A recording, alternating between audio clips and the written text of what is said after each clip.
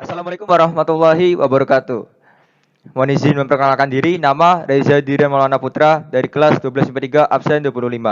Kali ini kita akan membahas ujian praktik matematika peminatan, yaitu bab distribusi binomial. Apa sih distribusi binomial itu? Distribusi binomial adalah percobaan acak yang hanya memiliki dua hasil yang mungkin disebut percobaan Bernoulli. Percobaan Bernoulli yang diulang sebanyak n kali disebut percobaan binomial. Variabel acak X yang nilai-nilainya ditentukan oleh hasil percobaan binomial disebut variabel acak binomial. Untuk rumusnya, di sini kita bisa menggunakan rumus dan juga bisa menggunakan tabel. Yang pertama kita membahas tentang rumusnya, yaitu rumus pokoknya fx sama dengan p dalam kurung x, n, p tutup kurung sama dengan ncx kali p pangkat x dikali q pangkat n min x. Untuk keterangannya sendiri, ncx sama dengan koefisien binomial atau kombinasi. X sama dengan kejadian yang diharapkan, N sama dengan banyaknya percobaan, P peluang kejadian yang diharapkan, Q peluang kejadian yang tidak diharapkan. Untuk mencari Q kita harus mencarinya dengan 1 dikurangi P, maka akan menghasilkan nilai dari Q tersebut.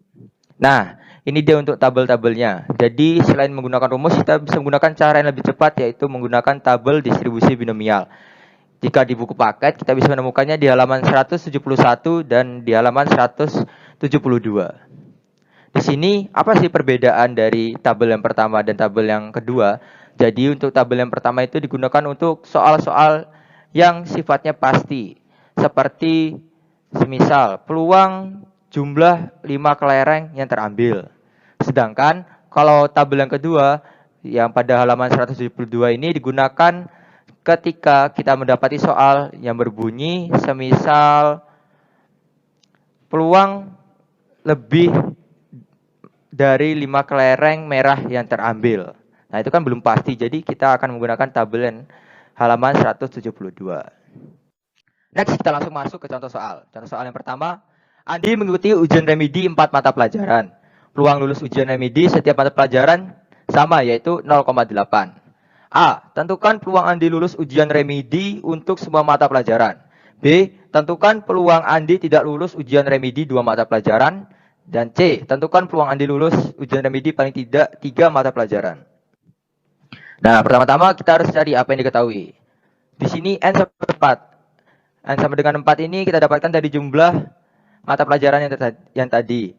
Habis itu peluangnya sama dengan 0,8. Dan untuk Q-nya kita cari dengan 1 dikurangi peluang atau 1 dikurangi 0,8 sama dengan 0,2. Itu soal yang pertama. A.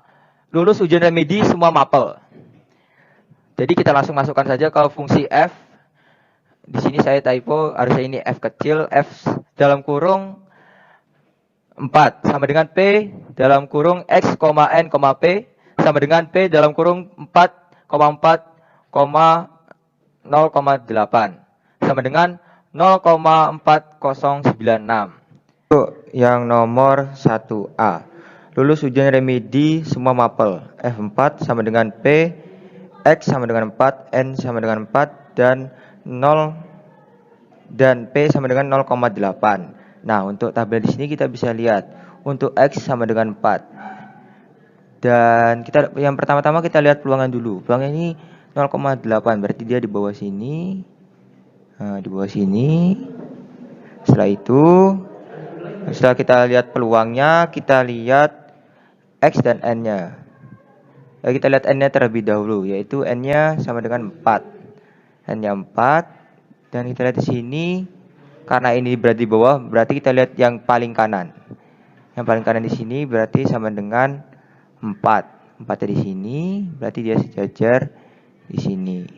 Jadi untuk nilainya bisa kita lihat di sini sama dengan 0,4096. Ini dia. Nah, ini untuk yang nomor 1A. Nah, kita bisa lihat dari tabel tersebut.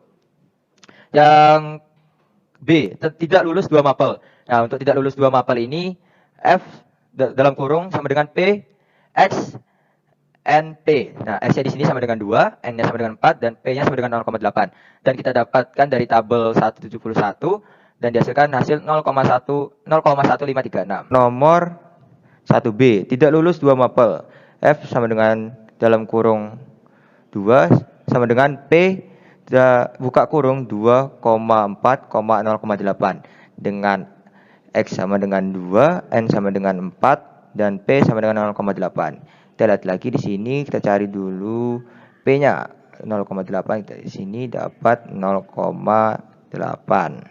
Kita lanjut cari nilai N. Nilai N-nya 4. Karena P-nya 0,8, maka kita lihat yang sebelah kanan ini. Nah, mana kita cari dulu ini yang X-nya sama dengan 2. Berarti ini. Oke, ini X-nya sama dengan 2. Tinggal kita cari seret. Berarti ini dia 0,1536 jawabannya. Soal yang ketiga, paling tidak 3 lulus 3 mapel, bisa 3, bisa 4. F dalam kurung 3 sama dengan P 3,4,0,8 sama dengan 0,4096. F 4 sama dengan P 4,4,0,8 sama dengan 0,4096. Setelah itu, karena paling tidak lulus 3 mapel, maka bisa 3 dan bisa 4. Jadi untuk F3 dan F4 kita jumlahkan dan menghasilkan 0,4096 ditambah 0,4096 sama dengan 0,8192. 4 dan P sama dengan 0,8. Jadi sini 0,8. N-nya sama dengan N-nya sama dengan 4 di sini, dan X-nya sama dengan 3, berarti di sini. Nah, kita lihat di sini, maka mendapatkan hasil 0,4096. Setelah itu kita cari lagi yang ini. Kita cari slide yang F4 sama dengan 4,4,0,8.